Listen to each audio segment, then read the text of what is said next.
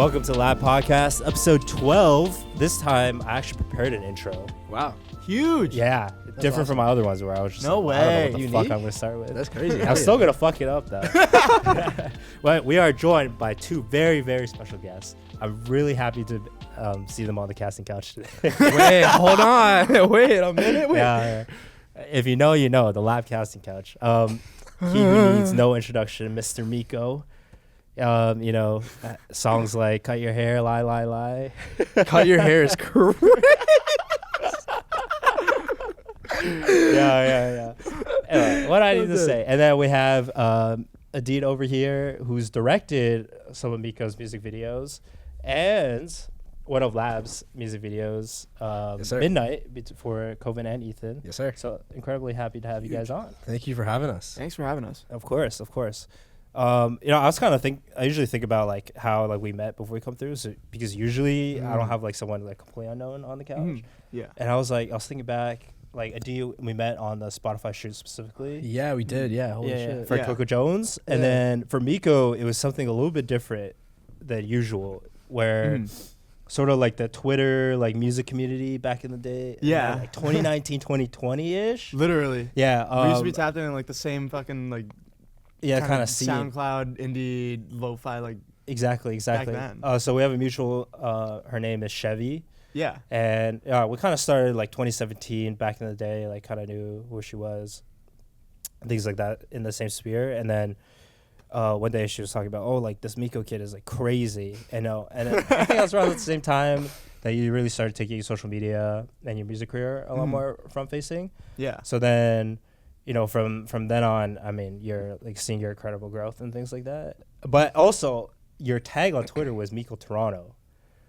and I was from Toronto at the time. I didn't really know any like Toronto creatives or any people in the music scene. I was just kind of like trying to figure out like if you were really from Toronto or if you're just like, I don't know, it could Claiming be like it? I don't Claiming know. Toronto for no reason. Just don't claiming know. Toronto for absolutely no reason. Yeah, like it's weird. I'd never see anybody like publicly claiming Toronto, even though like if you're anybody except Drake. Like literally I've discovered so many people that like I've personally been listening to and loving over the years. Like I've only recently found out like I'm trying to name drop, but I'm going like completely blank right now. That's chill. But like yeah, there's so many people that are from the city that just like don't talk about it at all. Yeah. Because like I think there's like some weird stigma around being Canadian. There is a stigma. Or like when you just say Toronto, the first thing they think is EXO, OVO, things like that. Yeah. They're not thinking about like an actual natural music scene. Yeah. Or underground music scene. I feel like a lot of times when people hear like Toronto music scene, they immediately think like Toronto rap. Yeah, You know yeah. what I mean? yeah, Like yeah. people forget that like Smiley. yeah, just like, you know what I mean? They think Toronto rap immediately. They don't think about like pop or indie or like these other genres that do exist and flourish in Toronto. Yep. You know what I mean? So yeah, we have an incredible R&B scene as well. Crazy which no R&B one scene. talks Oh my about. insane goodness. R&B scene. Yeah. So fucked. It is a hot take, but Toronto has the best R&B.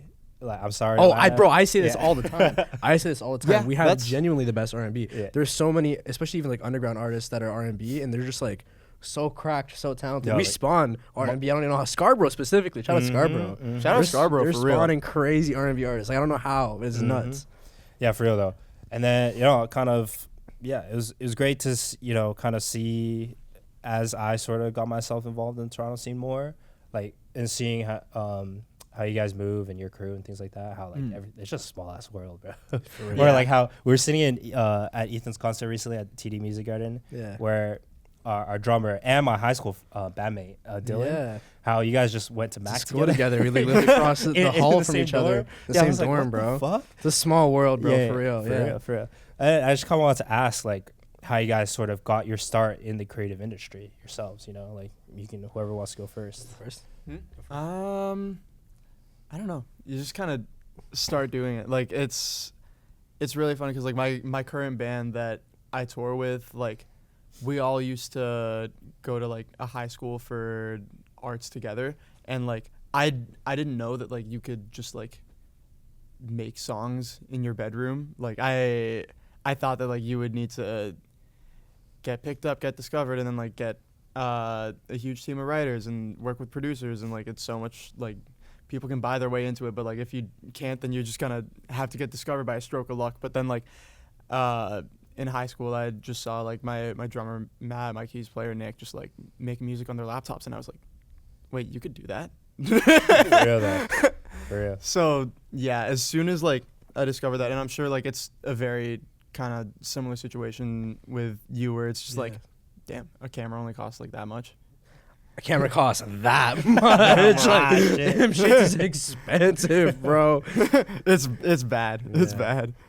But like, yeah, it's really less a matter of like starting out with a network and more just starting, period. And as you continue to do things on your own, people will just kind of gradually get tapped in, gradually want to work together, and like, yeah, like it builds very organically after you start, period. Mm-hmm. So from when you discovered that you can just make music in your bedroom in high school to like actually deciding to like you want to do this for a living, like sort of what was the process like?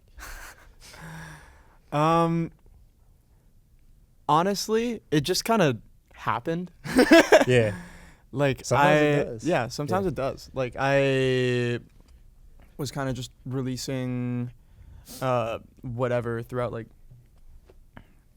I think in like junior year of high school, I was mostly just doing covers and stuff, and then I got featured on like a couple Twitch streams that kind of like focus on new talent, and then from there like videos of like VODs of those streams started to like go off, and it was just me doing covers, but people were finding out, and I was like, oh damn, maybe I should like do something about this. So then I literally wrote an original song just for the sake of putting it out.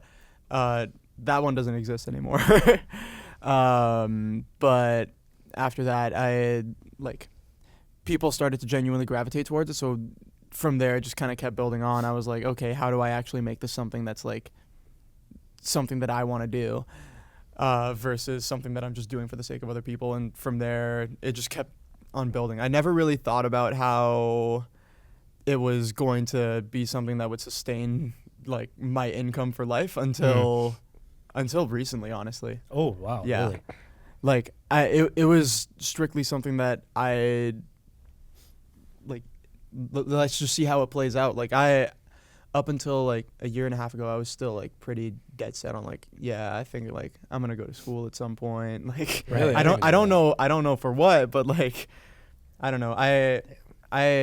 I wanted to go to school for like marketing for a while, like a long while. Damn. Yeah. That's what I went to school for. Yeah, I know. We were talking about that before. That's crazy. Jeez. But Yeah. that's fucking dope, bro. How about you?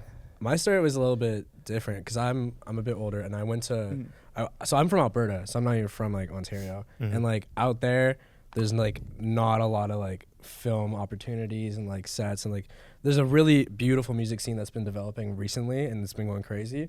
But like growing up, there wasn't like a lot there other than like country music, for example, right? And so I was lucky. I've always wanted to be like a director. Like I think like when I was a kid, like, you know, when you're in kindergarten and you have those sheets where it's like, what do you want to be when you grow up? Yeah. Mine dead ass said director. Oh. Like ever since I was a kid, because my grandpa was like putting me on to Alfred Hitchcock when I was like 4 or 5 years old. Holy. So like I was like dead set on being a director since I was 4 years old. And so throughout my life, like I just like picked up video wherever I could. And I've been like shooting since I was like a little kid with my little iPod, or like, you know what I mean? I just like made it work, right?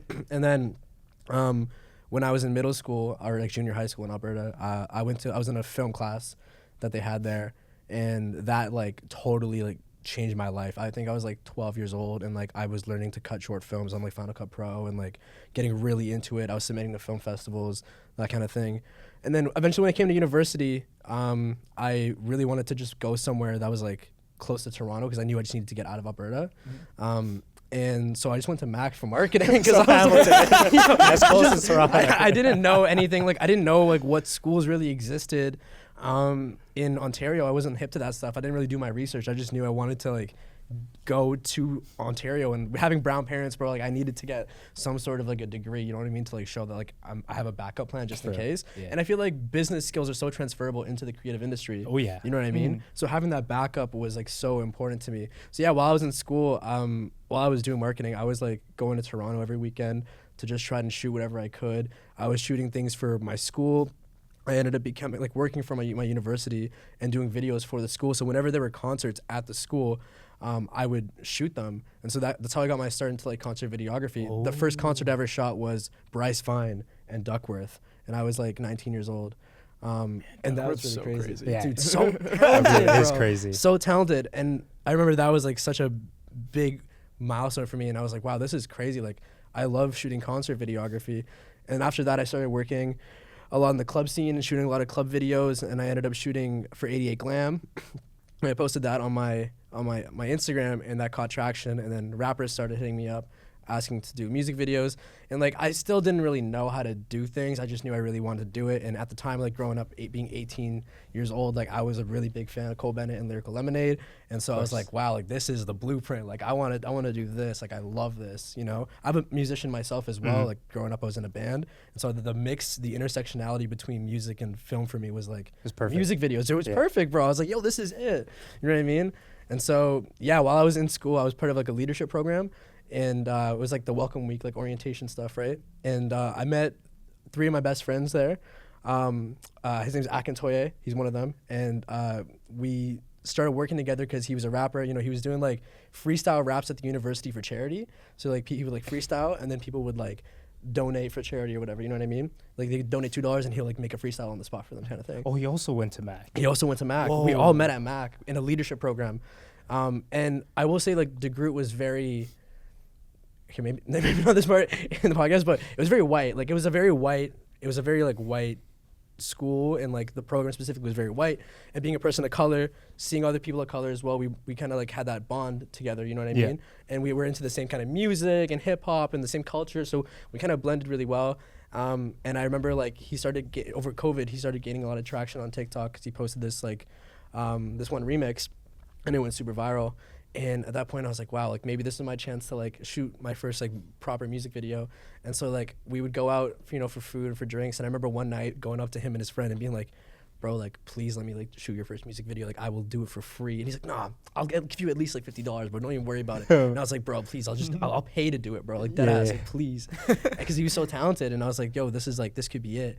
And then one day I remember getting a text. I was sitting in my dorm or in my student house at the time. And I get a text saying like, yo, pull up to the studio. I'm like, yo, the studio? Oh, the studio. And so I walk over, and it's not a studio. It's it's a student house, and we're in the basement of the student house in Hamilton.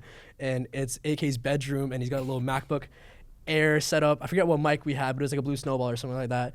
And it was just like through a MacBook Air, and Dan's sitting there producing, and Max is chilling, and Tad's in the other room, and we're just chilling. And I'm like, wow, this is really dope. So on my like broken Sony A7S with a broken cracked lens, I start taking photos. I'm like, guys, we're going to shoot the cover art for this, whatever album you guys are making. We're going to shoot the cover art like next week. And we went and I shot a cover art. And then just like that, I ended up creative directing for him. And as he grew the industry, I worked with him and grew with him. And that's how I got my start, was kind of just like growing with an artist. That's amazing. Yeah. It kind of just happened. It's kind of meant to be, you know? Yeah. It is really interesting hearing a lot of like artists' backstories or like creators in general, where a lot of the time they don't, and as you said, like the first thing that you put down is like you want to be a director, but as you go through life, you're like, oh, let me go to school first, where we don't even know if you can make music for a living, or you can even make music in your bedroom. It's very like recent revelation, especially I feel like in the social media era, it's kind of the narrative has really changed on what is possible in the creative industry. And I kind of wanted your thoughts on like specifically TikTok and social media marketing. Because you have a marketing degree, and then you're obviously really proficient. Very proficient. Yeah. You know, kind of how it's changed the landscape of the creative industry as a whole, and how to sort of you've adapted your marketing from like, you know, traditional marketing or traditional media marketing to like what it means to social media market in the creative industry right now. It's a really weird landscape, but I can't say it's like weird bad. It's weird like good that change is happening. It's just weird because change hasn't really happened in the last like 50 years up until like I guess like 3 years ago, honestly. Like even YouTube didn't really change much, because as soon as YouTube started getting anything going in creative industries, immediately companies hopped on it and essentially just bought out the platform from individual creators. Vivo, yeah. Like everybody's like YouTube was the start of the revelation of like the new generation of people kind of discovering that they can do creative things for themselves. But like besides like legitimate content creators that were creating content specifically for YouTube and no other place, like if you were a musician, if you were a director, you weren't getting, like, blatantly honest, you weren't getting shit from YouTube for the first couple, for a while, just because like as soon as that opportunity arose, like, yeah, shit like Vivo happened, and then suddenly every company was making a YouTube channel and spending money on ads so that they would get an insane amount of views and their video would be the first to pop up on search. Like, it was bad. But then TikTok literally, like, there's no way to pay to win on TikTok. It's literally just algorithm. So it's literally just how well can you do this thing. Yeah. Because you only really have like 3-5 seconds to actually tag somebody in and like reel them into your content and actually get them engaged. And like companies just don't know how to do that without spending money. So Which is pretty funny. yeah, it's pretty funny.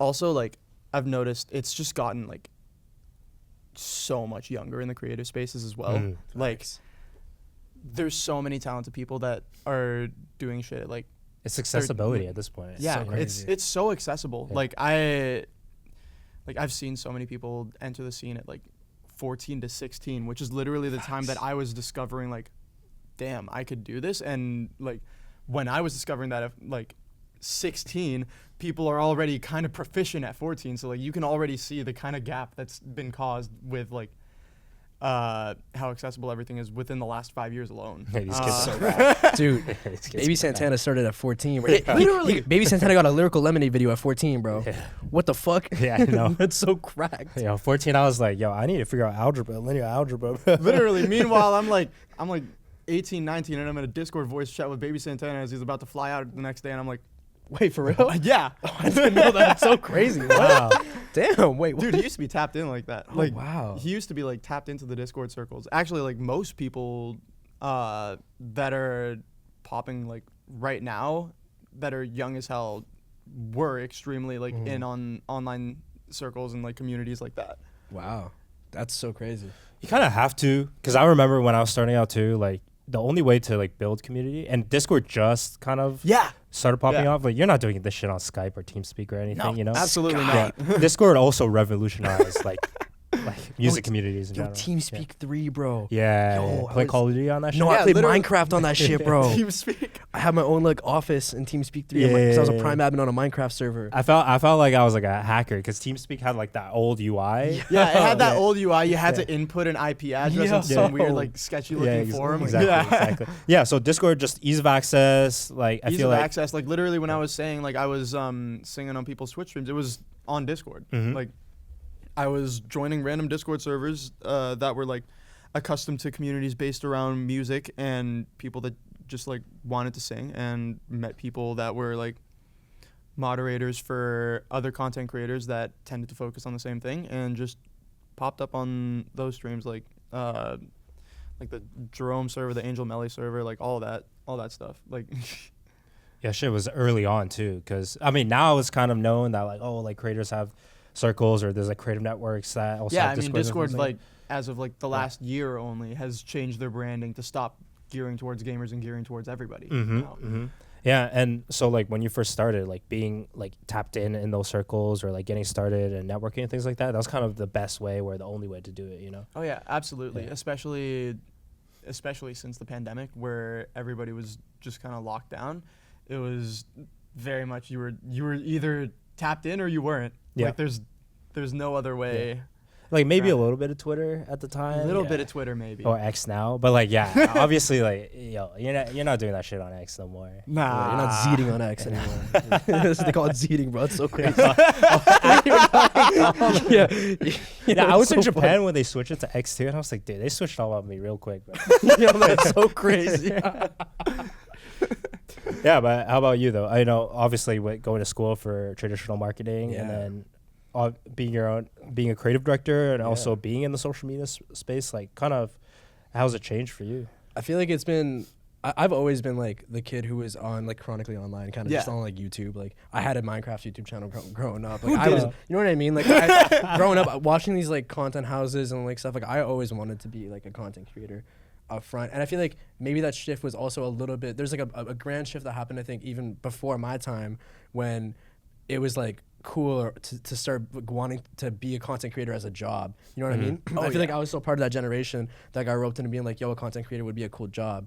You know what I mean? Like when I was really, really little. But there has been this new shift now to like short form content. And I feel like that with the attention spans like decreasing and stuff like that, I feel like now a lot of times content's moved from like longer vlogs on YouTube to now just like short form vlogs on TikTok or Instagram Reels that are catching people's attentions. And like, I don't know how I feel about it necessarily, but I have seen that shift now where like I used to be on YouTube watching like Casey Neistat, for example.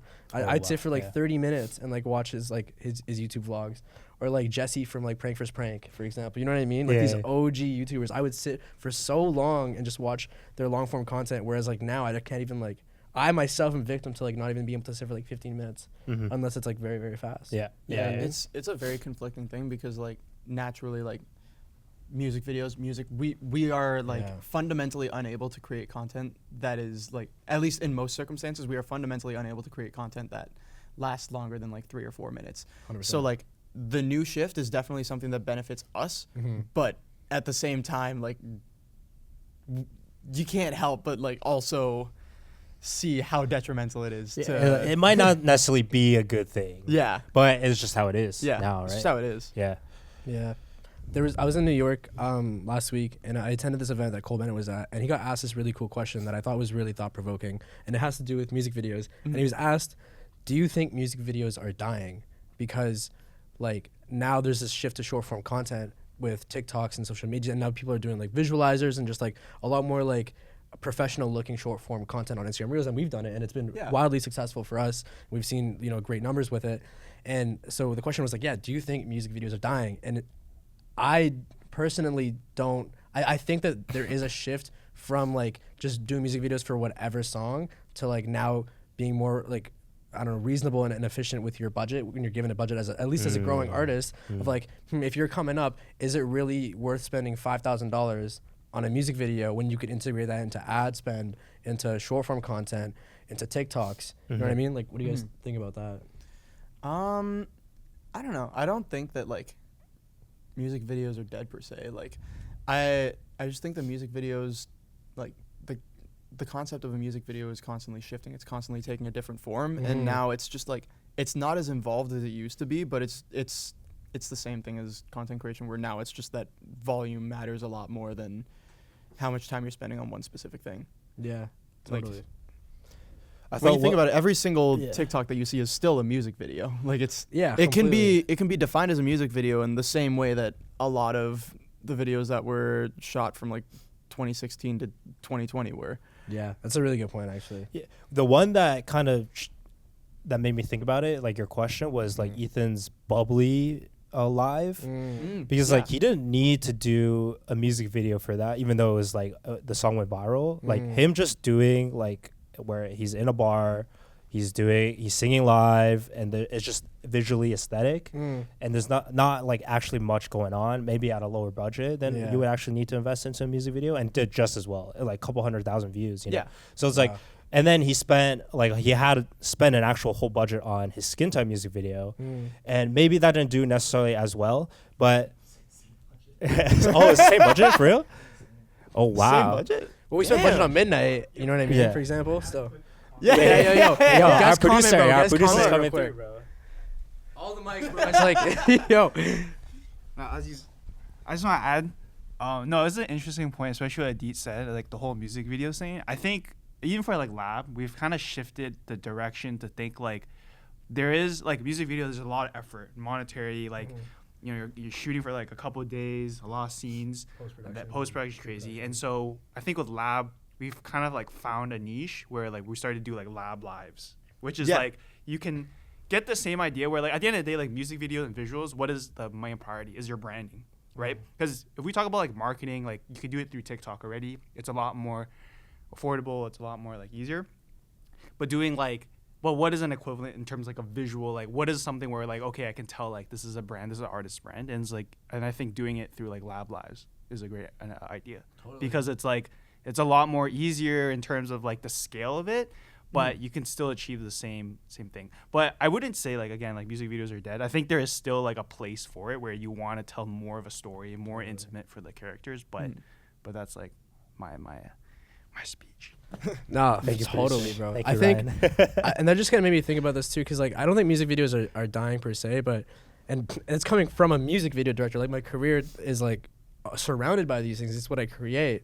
But I do think that like small artists need to be cognizant about where they're spending their budget when they're coming up. Like if you're a small artist and your budget's tight, maybe don't drop that much money on a music video, but you can still make a music video. Like, I mean, we saw so many music videos that have now been shot on iPhone. Like there's so many ways to be creative. So like, I wouldn't say like, don't take budget restraints as a way of like putting yourself off from exploring your creativity. Yeah. You know what I mean? It's also something of like, you don't need to be spending all that money just to create one singular piece of content. That can be Exactly. split into so many different videos on its own. You can also create so many like teaser shots that you can use to then like build hype around a release. Like it's your one video, like your couple days to shoot a music video that ends up being this like longer form, like 3-4 minute piece of content can then turn into a lot of 30-second clips. A lot. Like a 4-week campagn. You know? Yeah, Kind of, literally. yeah. I mean, what we do at Hideout with a lot of the music videos that we've been doing recently is when we shoot the music video, what we'll do is we'll take our specific clips for each performance scene, because we'll always shoot like at least a couple performance takes at every setup that we do, and that way we use those performance setups and we just turn those into vertical short form content for like say the intro, the first verse, the chorus, the second verse, the bridge, the outro, and we'll cut that into like, you can get like, I've had from one music video 45 different pieces of short form content for an artist, and so that's another like deliverable that we're able to add to their content variety, you know what I mean? So their content spread, so that they can use that to push the song forward. So at least they're spending the budget and it's a little bit more worth it. You're not just getting this long form piece of content, you're also getting a fuck ton of different short form pieces of content that you were able to spread online and use for ads as well, you know? So You mentioned Hideout. Is that like your sort of creative collective or your company? yeah, so I started Hideout when I was in university. I was during COVID, and the name itself, Hideout, was like, for me coming up, like when I was a little kid, a lot of times like going through a lot of trauma in my life, like I would hide away from all the reality of life and like consume myself in like content creation. Like I would lock myself in my bedroom, like being 6 years old, and like film my WWE wrestlers in a short form little like short film on my iPod Nano, you know what I mean? And like that would be my escape. So that was like my Hideout. And so when I was coming up with a name for like my production company that I wanted to create, production company. yeah, production company, I wanted to call it Hideout. And at first I didn't know what it was. At first it was actually a magazine, and then it evolved to being a podcast for a little bit, and then I deleted the podcast off the face of the earth. And then it just became so many different things, and right now we're evolving it to be like a full scale like creative agency. So not just music videos, but also cover arts, creative strategy, ads, that kind of thing. And then I want to also take it from just the music industry to like the commercial space as well. And that's like the goal for it right now. Yeah. That sounds great, bro. Yeah. So I mean, you started this like conceptualizing it recently. Kind of, what is sort of your end goal other than the creative industry stuff? Like, what are you trying to ultimately achieve? Feature films. Feature films. Yeah, Wow. feature films is like the end goal. I feel like that's been my end goal since I was a kid. And like honestly, being where I'm at, like I'm not even like worried or even thinking about feature films. But I feel like for the inner child in me, like feature films is always gonna be the end goal. You know what I mean? So yeah, feature so films, great. man. That's like, I want Hideout to be like a film company that eventually does like feature films. You'll make it happen. Yeah. I know you make Oh, it I know. happen. Yeah. I'll post this pod when I release my. I'll post this clip when I release my first. Oh, film. hell yeah. Of course. So also, I don't know, this music marketing recently, it's really interesting, especially when you hear like big labels, the ones where you're like, the Universals, the Sony Musics, where you're like idolizing them, or like this is you think that getting signed by them or getting a contract by them is like you're set for life, you know, and then you hear like their marketing department now like come to you guys, you know, or like for you or Ethan, for example, where they're like, hey, like we want to sign you because we don't know how to do it, like, but you're doing it, you know. Yeah. And you're like, we're leveraged just your community, and then because you're doing it way better than we can, and then we want to sign you because of that. And now it's really interesting because the contract doesn't reflect that, you know? Like, Contract never reflects that. yeah. That's a crazy question. Wow. So like, what are your thoughts on like, because I'm assuming you're independent right now. Oh yeah. Yeah. Yeah. And I'm sure you've had a lot of music labels come to you Yeah. and offer you things. So what are your thoughts on being independent or signing with a major label right now? I think like there is always a time and place where labels make sense. Like there's always going to be situations where money's tight and like you kind of need that advance in order to actually sustain your life first and foremost in order to keep on creating. Like if this was like a couple years ago or if it was similar to like my childhood where my family financially wasn't doing as well, then like yeah, of course, like if a label comes to me with like a 6-figure deal, then I'm gonna take it. It doesn't matter like how long that is. Like 6 figures is something that's genuinely life changing for somebody at that point. But now that like, you know, off of music alone, like independently, I'm like at least able to pay my rent, get groceries. Like I can do all of that just fine. Like there isn't really a point in taking like that advance to end up having your pay cut then diluted even more and have the pressure of doing more work because now you have contractual obligations for how much music you need to release within a set time frame as well. Because it's also like it's not like you don't just get offered like a 6-figure deal and then that's it and like you're set for life or even set for the next couple of years. Like yeah, like it's literally like those deals also like they also like you have to recoup all that money. Those deals are often like that large sum comes from like 4 different option points where like the label can decide at any point within the next 4 projects to like cut you and then you just don't get the remainder of that money and you're also just like waiting and also like it's not like you have an unlimited budget for creative. Like you're gonna be signed to a label but you still can't do like an infinite amount of music videos. You can't like your tour support is not gonna be as good as it was before. In the older days of record labels, like the landscape has just changed a lot and like I think unless you need that money to live, you really shouldn't be signing a deal because like if you are signing a deal like and you need that money, odds are you're either like trying to scale to a point that you just like cannot afford at that current moment or you don't have enough of an audience in the first place and a label isn't something that's going to generate an audience for you in this day and age. Yeah, like it is really interesting hearing that perspective because it's like very much echoed nowadays. You know, like it's our dream. Like we want to get signed to the major labels. Like you've made it and things like that. And then you see these contracts, you're like, wait, hold on. Like I might as well. You can just do it yourself now. Yeah, you can just do it yourself. Like I think like a lot of people like there's a couple misconceptions about things in label contracts that like, you know, people are like, oh well, like 20% is still massive. It's like if you're people always talk about like the pie analogy, like you're cutting up slices of the pie, but every time you cut slices of the pie, like next time the pie comes around, you have a much bigger pie to work from. But also it's like that like 15-20% that you're getting from a label is also all that you're recouping from too. Like if you have like say like a 600,000, 700,000 deal and like you're making 15-20%, you need to recoup like $700,000 out of 15-20%. Like that 80-85% the label is just pocketing and you're only recouping off of like how much you're set to make. So like it's very slimy. Yeah, it's so slimy. It's pretty crazy. Yeah, I've heard a lot of people and I've seen these contracts like being offered. I'm just like, dude, like what's the fucking point? What are you guys doing? And it's funny because you can market better than they can, and a lot of that marketing dollars is like the percentage they're justifying as like we're gonna give you a lower percent because we're gonna take the extra money to market. But I think like genuinely the only place where you need a label to be successful nowadays, like anywhere in the world, probably Asia, and even in Asia the landscape is beginning to change as of like the last year or so. I've been seeing a lot more independent artists come out of there. Yeah. No, it's times are changing. Times are changing. And it's a great thing. It's a great thing being able to like, you know, start your own production company. You know, it's a great thing being able to be an independent artist and go on tours and things like that, which I'm going to touch on in a second. You know, and you know, also another really interesting thing. I don't know, like growing up as a kid, and I think it was the reality where like to make money as an artist, there was no streaming, online streaming and things like that. Oh, yeah. It was physical sales, Yeah. right, and touring and merch. And touring was like a big part of how artists made money or like made a living and things like that. But nowadays, I feel like touring is actually pretty expensive as a thing, especially if Especially you're after quarantine too. Yeah. Because like prices for everything just went up since like Skyrocketed. prices for like, I think like there's only like 2 companies that still rent out like actual tour buses.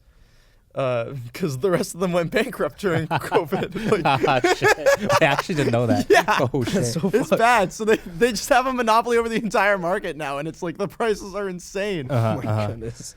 And you recently completed a full North American tour. Yes. And I did hear from Alex where like some things didn't go as planned, and you know, you sort of, some cities went great, some cities were tough. And sort of what was your whole experience with like touring now and in this like sort of modern marketing, music streaming age? You You better know? go off. Yeah. Touring. It's a lot harder than people make it out to be. Yeah. Especially in the independent space, like when you're in a position like I'm in specifically, like I feel like a lot of artists that are blowing up off of social media usually aren't touring until like their streaming is like massive. But like on my part specifically, I started touring when like my streaming wasn't massive, but it was consistent. So like I knew that I had fans there that were actually going to buy the tickets. The problem was I didn't have the budget that those massive streaming artists have to actually support a tour. So like they can afford to lose like any 5-figure number on a tour that's catering to like 300 cap audiences. Meanwhile, a hit like that to me, bad, That hurts really pockets. bad. Like we ran that tour, the fantasy tour, both the fantasy tour and the POI tour, on like what was considered to be a really low budget, and even off of that, like I'm not even sure if we fully broke even. I think we barely broke even, and that's just like because like the Canadian grant system clutched up at the last second. If it wasn't for that, like we actually like we were done. So I would not be doing anything this year. Oh, shit. Yeah, it's like that. It's like that, yeah. Like I want to say like the actual tour budget came to somewhere around like $90,000 to $100,000 for the fantasy tour. And alone. you like barely broke even, like Yeah. just got there. Just got there. Wow. And like we sold out like half the tour. Like it Mhm. was a good selling tour, Yeah, it and was it crazy. still wasn't enough. Wow. And we were like also on a pretty tight budget. The drummer and keys player were joint MDing it. My guitar player was running all the tech for the shows. I was still very much creatively involved in a lot of aspects for the shows, which isn't something that like you usually see from an artist. Usually an artist just like hires people and then they come play the show, go to bed. Like it's You bring the everybody band was along. Yeah. putting in a lot more than they probably should have Yeah. for the tour, and it still came up to that cost, and it's still like we still didn't make back enough. But like Yeah, that's crazy. It's crazy, you know, living through sort of how much, and maybe we can blame it on the pandemic and how prices have changed or not. Mhm. But eventually it would have probably gone to this point anyways. Oh yeah. You know? And I feel like along with touring being not something that's like that lucrative, and you know, touring is still important in terms of like connecting to your fans, like physically, right? Absolutely. Like you provided an experience, and you're going to provide an experience for them that they'll never forget. They're probably a fan for life now. Exactly, yeah. Oh, You yeah. know, they got to experience, and there's also something about like going to a show live and see your favorite artist perform Crazy. live. It's Mm. it's an amazing, completely different thing, and it's still important to do. But it's not like a lot of artists nowadays, especially independent artists, are doing it for the money. Doing No. purely because they love to do it, they're passionate, and they want to show up for the fans, you know? and it's really hard work. It's really stressful. Like obviously, like the entire time you're thinking like, yo, if one really bad thing goes wrong, like it's over. Like my career, like maybe put on pause. Maybe we're gonna have to look at one of these music contracts, you know? Yeah, So, like literally, I got sick close to the end of the tour, and we had to cancel a couple dates. Off of 2 canceled dates alone, I lost $10,000. fuck. What the fuck? Damn. That's tough. That's tough. Yeah, exactly. Just because we like were that. still renting out all the equipment, we like, we had to pay like kill fees to certain members of the crew. Like it was not good. Mm-hmm. So So next time, remember when your favorite independent artist comes to tour, fucking show up for them, man. fucking show up.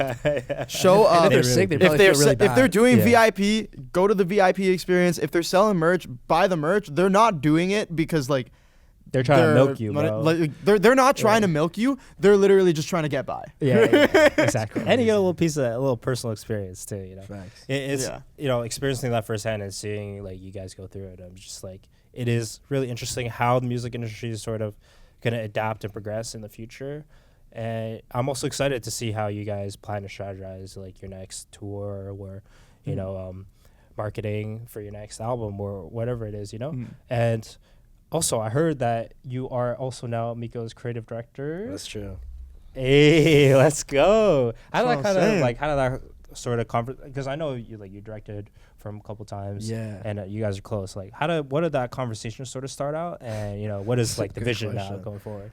I don't even really know, to be honest. I mean, I feel like how we met is like I DM'd him on Instagram. Oh shit! Really? Yeah, Yeah. yeah. It was a cold deal. I cold DM'd him. I was basically like, I felt stagnated in my career because I wasn't working with more than one artist. And I just I felt like I was at the point where I wanted to reach out to people in the space. At the time, I had just come off of going to Wonderworld Fest that Aries had put on. And I'd met so many of like my favorite artists there. And I was like, wow, okay, like I feel like it's actually easier than you think to connect with like artists that you fuck with.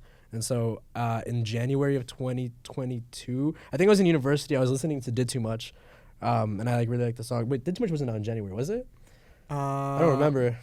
January when? 2022.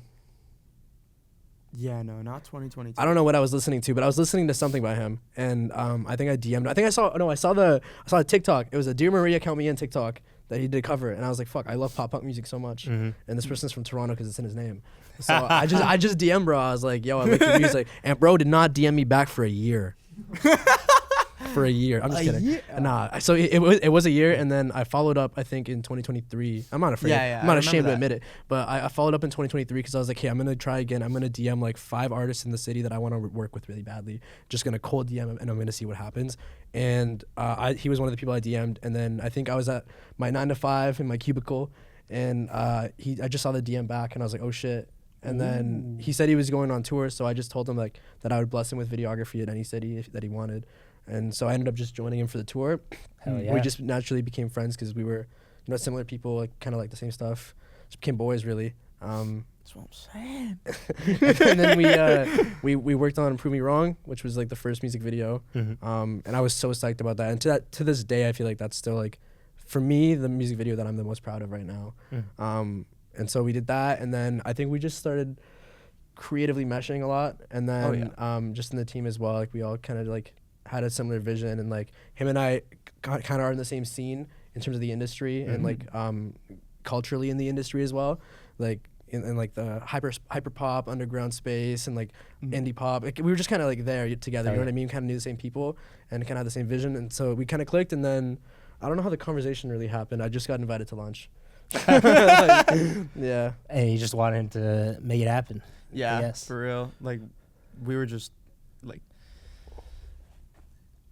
You were going to a Fall Out Boy concert, I remember. Yeah, I was going to a Fall Out Boy concert. I don't know, like it was something that just felt like a natural progression because like we had only like properly known each other for a couple months up until that point, and like we had already grown like extremely close. Yeah.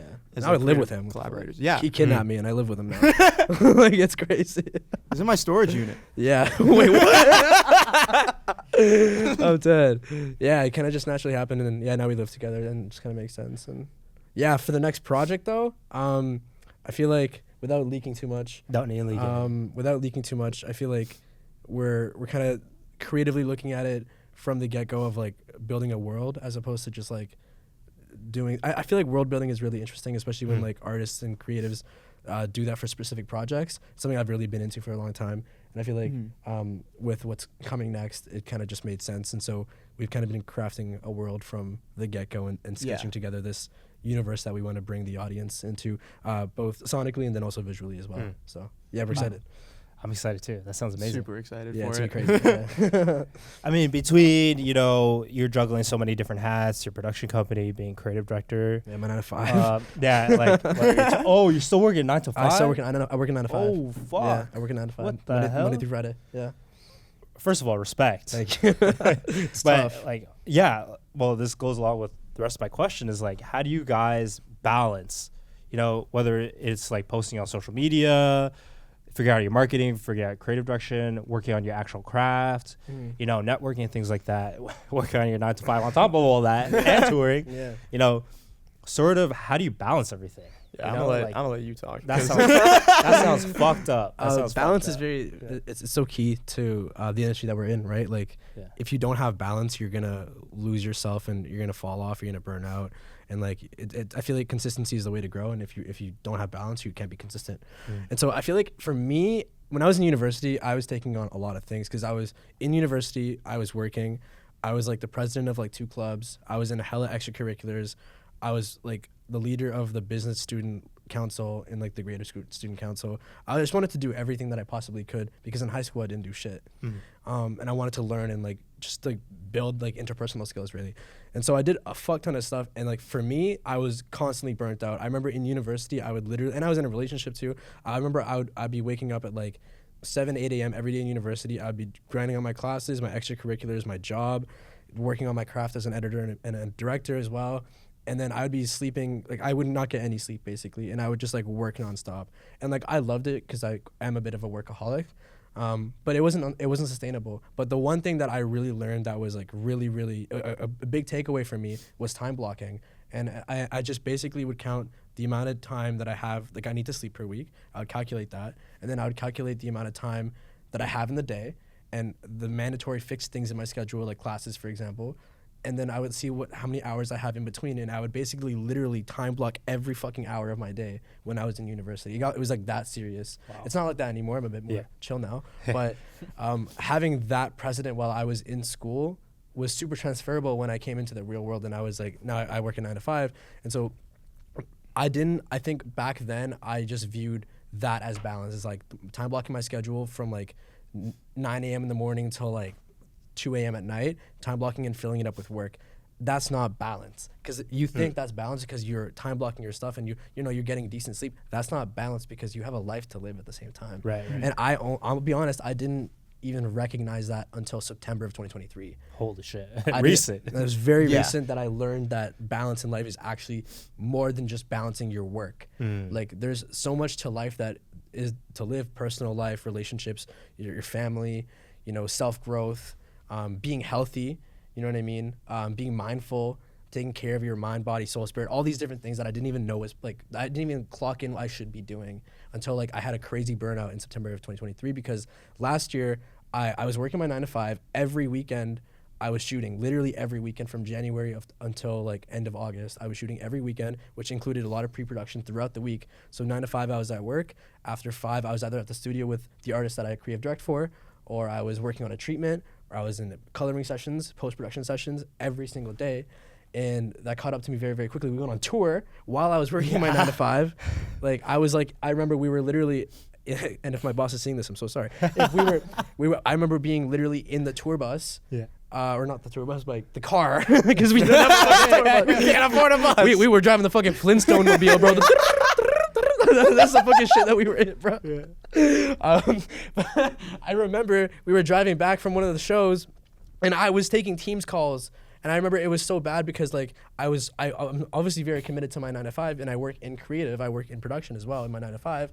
I remember like we had to pull over one time at like I think it was like Queen's University on the way back to Toronto because I had a mandatory meeting that I needed to take, and I take my shit very seriously. So we pulled over to a library, and I took my meeting there and got back. Oh yeah. And it was like, dude, the balance was fucked. It was very fucked. And so to the grand scheme of thing is like now like it's important to like it goes beyond work. It goes like you need to have a personal life, and you need to have like, you know, good relationships with people in your life as well, and like you need to take care of yourself, cook some food sometime, go on a walk. I've been valuing walks a lot lately. Nice. And Walks are awesome. and it helps with creative block, because when you're burnt out, you get so much creative block. You know what I mean? Yeah. And so when you're more mindful, and you know, you meditate, or like, I don't know, you do whatever makes you feel calm or at peace, you get better ideas. Nice. And so that's how I found balance now. Uh-huh. And how about you, Miko? It's weird. You've 'cause been getting a lot better with your balance too. I have You been getting a little bit better lately, like just generally taking care of myself a lot more. But like, I mean, Still I might be like the testament to how bad it can get. Yeah, that's true. I'm not gonna lie. Like, I didn't really have a life when I started doing anything. So like, it kind of just became my life, and like I started taking it seriously from like as soon as I finished high school, because when I finished high school, like, it was quarantine, there was nothing else to do. I had decided to take a gap year because it wasn't worth it to go to school if it was just going to be online. So like, straight up, it was my life for a while, and I didn't really break out of that cycle until like the same time, like September 2023. Funny enough, like that's around the time that we ended up moving in together, right? Yeah. Dude, moving in was crazy. I remember like that was the peak of like imbalance, I'd say, because I remember we were moving. I was moving in with him in the apartment that we live in now, and my flight to LA was the exact same day, and we were all going to LA like the week after for a couple weeks. And I remember, like, I didn't even finish moving in. I had to park my car at the apartment with all my shit in my car and then Uber to the airport. And just peace and out. then I pieced out to LA. Yeah, no, we were literally, I forget what we were planning for, but we were talking about planning some shoot as I was at your old... We were dropping a music video that day, too. Moving in, dropping Problem, the Moving music in, video, dropping Problem, F1 LA. dropping my project. Oh, my God. The EP dropped. The EP dropped. Literally, Literally, like, a week or two before that, like, I was literally with you at your old place. We were talking about how we were gonna roll stuff out as you were as you were tearing apart your room. I was tearing apart the entire apartment, moving my entire life out. It was crazy. It was so fucked. And I have no family in this province, so it was like a lot of like doing it on my own type of shit. Hey, man.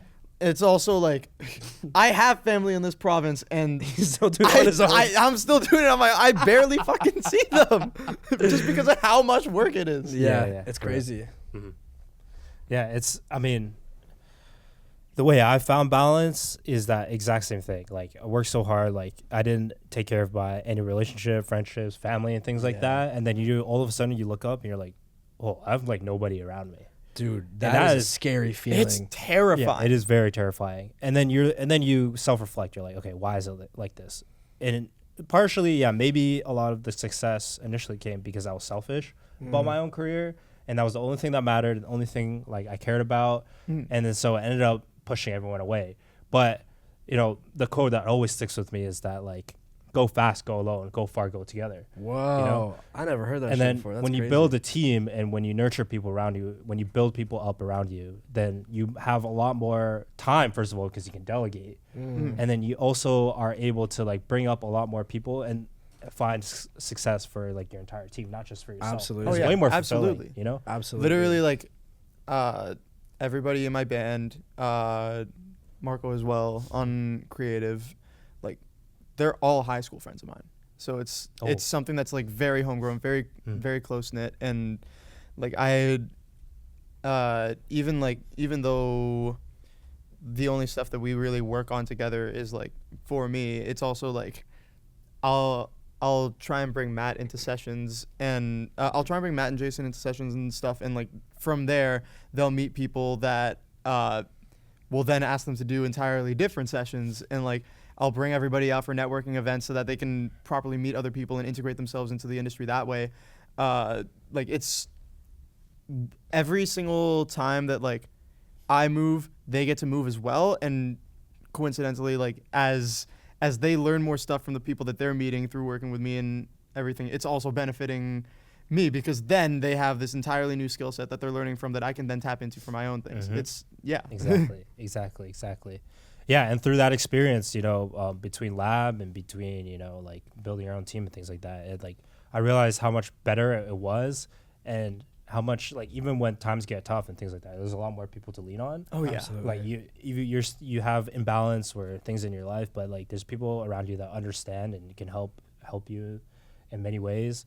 And yeah, it's just way better than just I think tackling like everything that's alone. like I feel like Yeah. that's like the biggest key point that I would even give to creatives is like you are so much stronger when you build a team, Mhm. and especially as like for in the director scene, a lot of us directors, we come up as self shooters, right? Like, you know, we get our first DSLR and we're shooting running gun music videos by ourselves. You know, we're the DP, we're the director, we're the editor, we're the VFX artist, we're the AC, wherever we're the gaffer. You know what I mean? We do all of it ourselves. Like every director can probably relate. It's kind of a canon event. You know what I mean?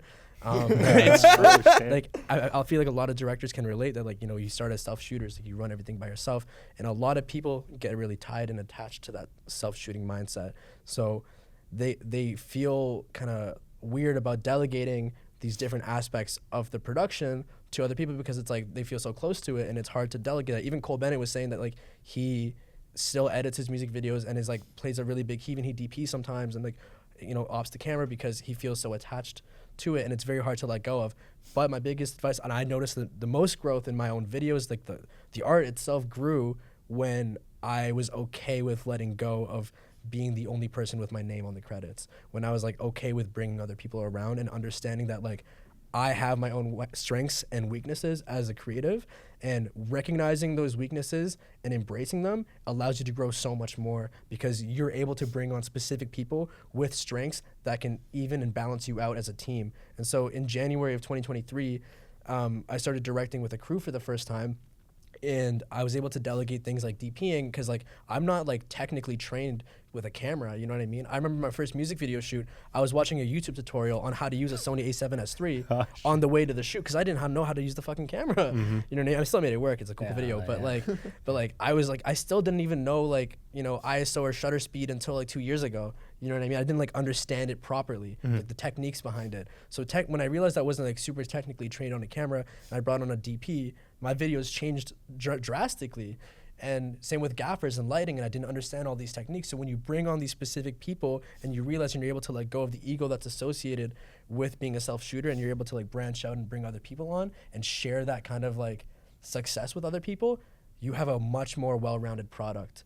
And it also allows you to grow more because, you know, they know people and you introduce them to people and your project just looks so much better. Mm-hmm. So that's like my biggest thing that I've noticed, you know? Oh yeah, I mean, just to wrap everything up, like as you said, yeah, that was a great piece of advice for like people coming up. What other sort of thoughts and advice do you have for young creatives or people who are just starting their own careers in the creative industry? Like, what sort of advice do you have for them to either start or, you know, kind of get through the tough shit?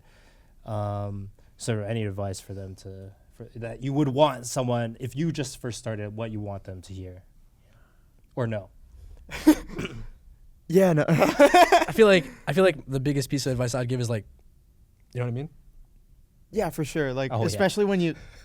We were talking earlier about gatekeeping and like just I can't do it. I don't know. can't do it. I feel like a lot of people get caught up in like figuring out the perfect way to start, and in the process they forget that they have to start it. They had to start. Yeah.